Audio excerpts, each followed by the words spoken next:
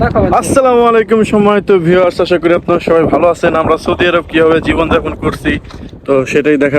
তো আমরা সৌদি আরব কিভাবে জীবনযাপন করছি দেখতে পাচ্ছেন। পুরা গরমের মধ্যে এই পরিবেশে আমরা কাজ করতেছি। পুরা গরম এবং অনেক গরমের মধ্যে কাজ করতে হয়। যারা সৌদি আরব আসবেন তারা অবশ্যই কাজ কাম শিখে আসবেন। কাজ না শিখে আসলে বেলচা ছাড়া ভাই কিছুই হবে না। কারণ আমি ভাই কাজ শিখে আসি না, এর জন্য বেলচা মারতে হচ্ছে। এখানে আমরা খাওয়া দাওয়া করার জন্য আসছি। সকাল 5টা থেকে দুপুর 12টা পর্যন্ত ডিউটি, তারপরে 3 ঘন্টা বিরতি, এর মাঝে খাওয়া দাওয়া শুরু করলাম। আবার 5টা থেকে আবার 3টে থেকে 6টা পর্যন্ত আবার ডিউটি, মোট 10 ঘন্টা ডিউটি। এরপরে আসছি 10 রিয়াল ঘন্টা। তো এই হলো আমার এক ভাই, এও আসছে সৌদি আরবে। তো আমরা সবাই মিলেমিশে কাজ করি। আমরা সবাই রাজবাড়ির লোকজন বেশিরভাগই। দেখতে পাচ্ছেন প্রচন্ড গরম, রোদ, প্রচুর রোদ, ধুলাবালি, এর মধ্য দিয়ে কাজ করতে হয়।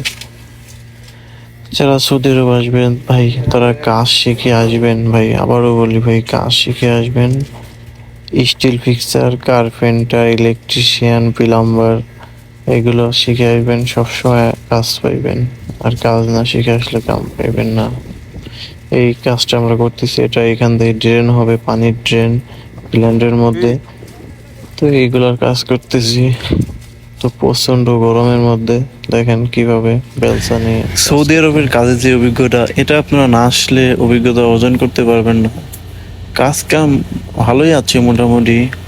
প্রচন্ড গরম, প্রচন্ড তাপমাত্রা, এগুলো সহ্য করা কষ্ট হয়। প্রচন্ড গরম।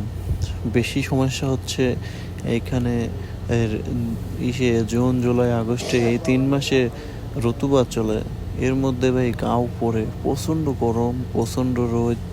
এটা সহ্য করতে পারলেই ভাই কাজ করা যাবে।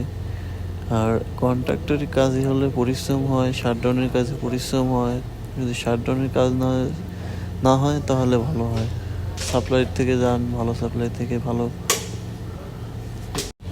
এটা হচ্ছে স্টোর রুম। এখানে আমরা কাজের টুলস, যন্ত্রপাতি, যাবতীয় সব কিছু এখানে রাখি।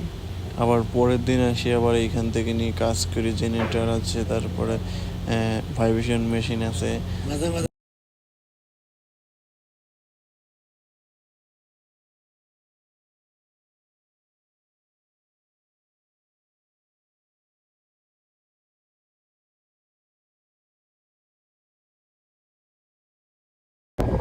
আমাদের ডিউটি শেষ, আমরা গাড়ির অপেক্ষায় বসে আছি। গাড়ি আসবে